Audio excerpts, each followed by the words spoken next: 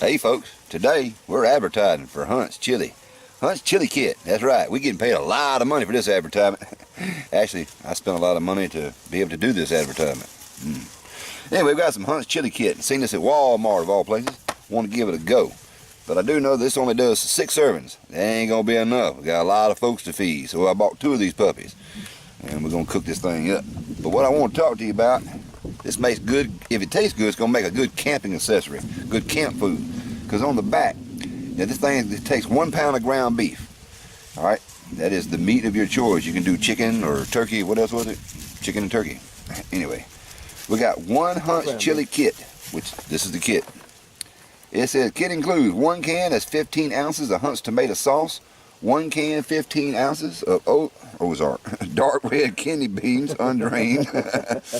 1 can is 14.5 ounces of Hunt's diced tomatoes, undrained, and 1 packet of chili seasoning mix. In other words, they're claiming you don't have to add any water to this chili.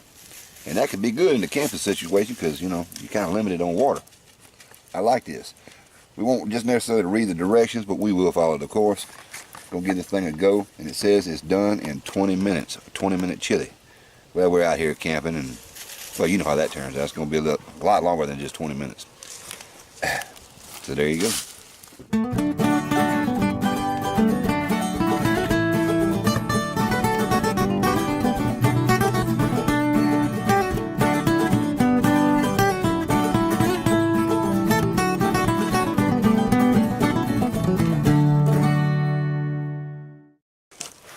Bones got it all pinned up over here.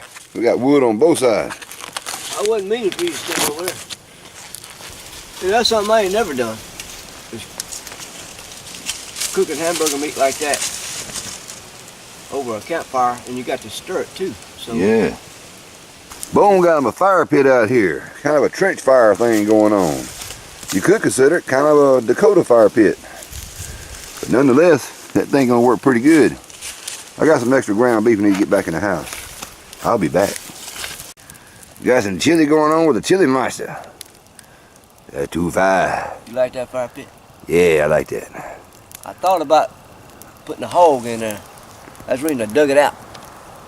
You know, we got to talking about, you know, doing a hog killing, burying it, cooking it. So I come up with this idea, you see. Seems to work out.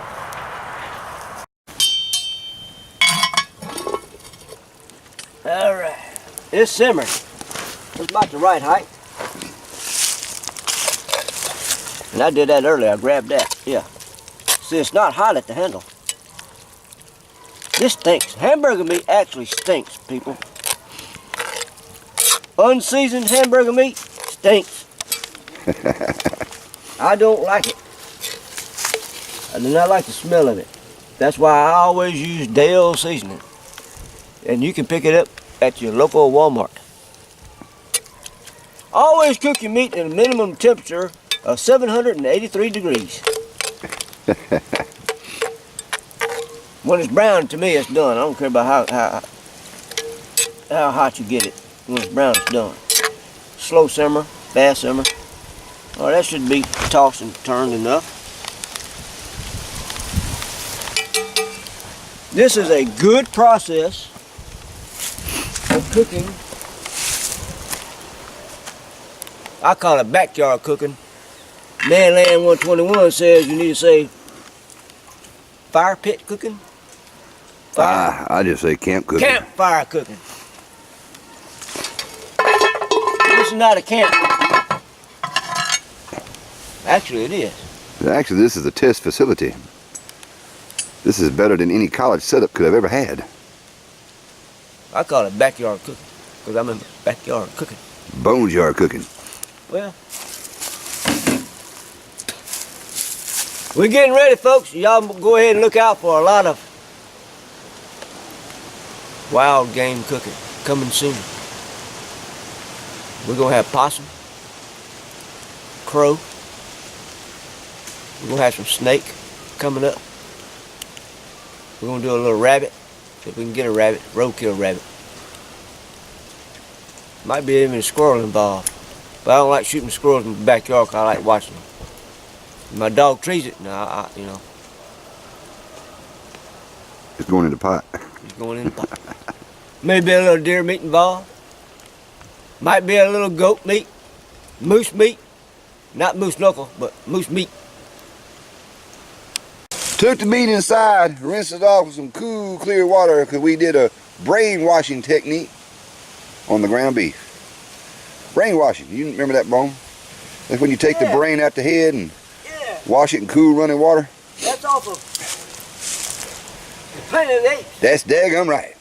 With Charlton Heston. Charlton Heston. That's the one. That's the man.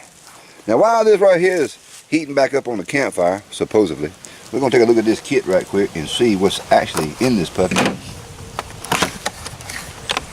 Opens up real nice and easy. And you know what? I really thought, and I am mistaken, I really made the assumption and assumed that's not even got anything on it. Sit right there. Van Camp kidney bean. Guess what, Bone? Them cans ain't got no pull top. Uh-oh. Luckily, I got it covered. So we're gonna open this thing up, get inside the chili. Got 2 packs. Hey, Hunts, that's the negative thing. Question. That wallet you got, how in the heck do you sit down without it hurting your butt? It hurts all the time, man. Hurts all the time. What you got in it? So, cause it ain't no money. It ain't money, but it's a lot of paper. I'm gonna survive. I gotta start a fire. Damn it, boy. Yeah, ladies and gentlemen, that's what's disappointing right there. No pull top, so it's not really a good camping apparatus as far as being simple. But you know, you got your can opener, especially if you carry one around in your wallet like I do. The good old-fashioned, trusted P38. You daggum right. You get these things open, we're gonna put it on the chili. Y'all, ladies and gentlemen, there's something I didn't realize. It kind of slipped my attention because I was more interested in cooking the chili than actually paying attention to the cans. But check this out. We got Hunt's diced tomatoes. Okay, no problem. We got Hunt's sauce. No problem. This is the Hunt's chili kit. But we got Van Camp dark red kidney beans. Van Camp brand. Does that mean that Hunt's bought out the company? And check this out. This seasoning pack, which is not labeled, it's kind of generic. I guess that came from Taco Bell. Who knows, man? Who knows? Yeah. Look at this thing right here. Looky, see. That's pretty much the kit that comes in it. Now, the only thing we're going to do different thus far, not only we just doubling the quantity, because we got 2 of these chili kits, Bone has decided he's going to put in a chopped yellow onion. Ain't no doubt. Because, y'all, onion makes good chili. Sorry, it just does. We're going to have to add an onion. So this is not really a fair, true test. And of course, we're showing off the P38 can opener. Let me set it right there. Nice little group hug. Group hug. There we go. Say when. I'll be your huckleberry. We're going to have to stoke the fire. Well, we didn't stoke the fire. We're going to have to check the pot. Stoke the fire. Oh, my goodness, it's getting complicated. Oh, I'm seeing some. I ain't seeing no boiling yet. Not boiling. Not boiling yet. Not boiling. So what is the problem? Yeah, we got a pot full of content. That's the problem. Full. Yes, sir. The fire pit's hot. There's no diggity, no doubt. I got a little bit of steam. Well, I ain't got nothing. But there's a little bit of steam coming out. Oh, that looks delicious. Purple beans?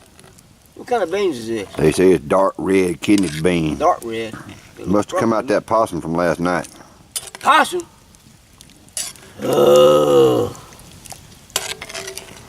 I just wanted to check it out. I just being curious like a cat. But that there chili right there looks like chili. Oh, now. I stirred it up, now the damn steam comes out. Yeah. I think we need some salt and pepper in it. Add it to your bowl. Right. I don't know what it's going to taste like because I ain't sampled it. You ain't sampled it. Nope, I ain't. Y'all. Uh-oh. Uh-oh. Back into the kettle pot it goes. Some people call it a Dutch oven. Bone Jar calls it a kettle. Back on the fire we go. A kettle's what Let's you always use. be safe than sorry. Because you don't want to burn it. Because if you burn it, it ruins everything. And nobody gets to eat. Manland has actually got this, I'm going to say 18 inches over the campfire itself. Bone jarred, within 10 minutes, boiled water, 4 inches over the campfire. So there's a big difference. You don't want to actually get too low to burn it. When you're cooking chili, you want a slow process.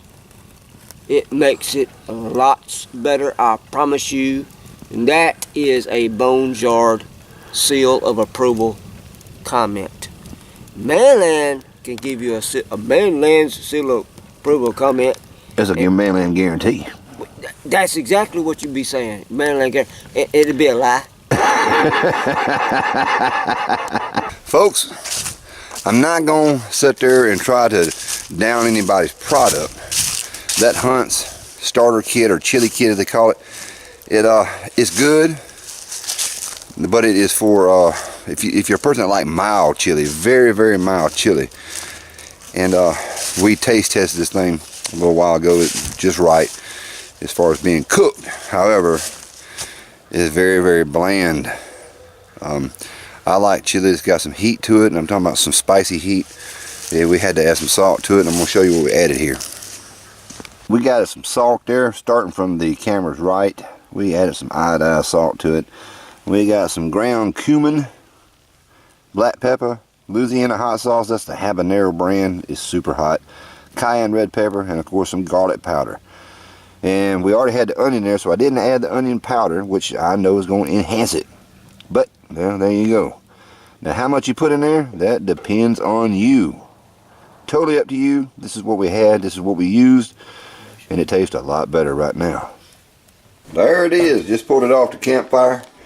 She's still a steaming. We did a little sampling out there in the campfire. It's good. Add a little sugar to it, got it going on. Hey, this thing right here is going to be better than Wendy's chili. Ain't no doubt about it. I got the fire stoked back up. Don't know if you can see us too well, but that's okay. We're using natural light to shoot this video with. Gonna give this chili a test. And I really can't see what I'm eating. I can't either. I got a mouthful of something. Cheese helped it out. Oh, But it's cheese. not what you call chili flavored a whole bunch. It's very mild. And the reason is, and I'm going to tell you my personal opinion, because you put sugar in it. Oh no. That's my personal opinion. Oh, you want it sugarless. My personal opinion, that sugar toned it down. Yeah, well it kind of killed the heat a little bit, but it's got some spice. It's got the sweetness in there that it needs. Chili does need sugar, y'all. You got to counteract all them chili flavors that sometimes could be overpowering. And you add salt to it, thinking it's going to improve it. Yeah, I can't see nothing either.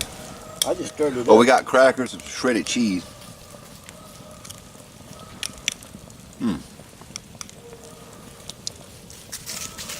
Dude, that is a near perfect bowl of chili. It's almost like Wendy's. That's just my opinion. It's good. But with sugar in it. A sweet chili. It's a sweeter type of chili. Rub it off. And that's what Wendy's does. How you know that? Because you can taste the sugar in it. I can taste it. Here come Putt-Putt for putting it in. What do you think about it, Putt-Putt? I liked it. There you go. There's the three amigos. Eat. Hey, I didn't know we were recording. Hey, we're recording. Yeah. You got sugar in it. It's sugar. But This is different. I guarantee you this is different. But is it good different? Is it good difference?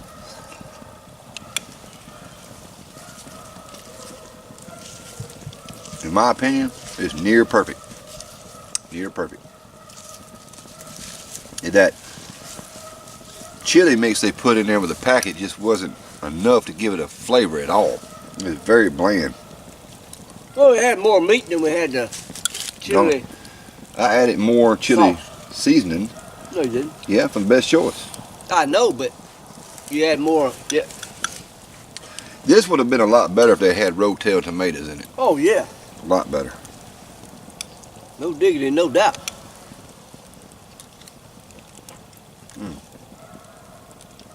Oh, I'd eat it because I'm eating it now.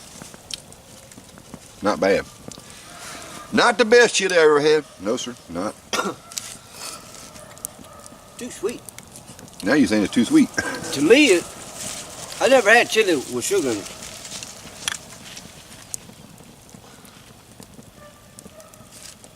But it makes a different flavor. It ain't raunchy by no means. It's good. Yep. But it's different. It's definitely different. Now, before I go any further here and saying good day to everybody out there in YouTube land and thank you for watching the video, I've got to give a shout out for Carlisle195, a good friend of mine, a great brother across the great pond over there. He's the greatest chef of the outdoors you've ever seen, and he's good at what he does. And a lot of times I have to admit that younger feller gives me a lot of inspiration. I like it. But he shot some videos here a while back, and there were some comments on there like, why are you cooking your food on the huge fire? I mean, he's got a great big fire and he's cooking on it. Well, he digs a fire pit, huge fire, got it roaring, and he's cooking his food on it. And to me, when I'm cooking, I cook on a small fire. However, tonight I finally understood why. You don't see the breath coming out. It's cold out here tonight. It's a good chilly night. Bone did his own version of the trench fire, and we notice that all the heat goes directly up, and it cooks low and slow, kind of stars the wood there for oxygen and allows them coals to extend out there. But we noticed it's not a good fire to warm yourself by. So we finally finished cooking that chili. We took it off. Bone stoking the heck out that fire to stay warm now. Guarantee. So that's why Carlisle195 does his cooking and his fires the same way. He's using that fire to stay warm by, because it's kind of cold over there in that country he's from. Dadgum cold and rainy and wet. Man, what you talking about? But I know what, the brother is having a lot of fun while he's doing this. You know, one day, brother, I hope to put a 200-pound backpack on full of gear and hike, 30 miles back there in the back country like you do. Not really. Y'all go check out Carlisle195.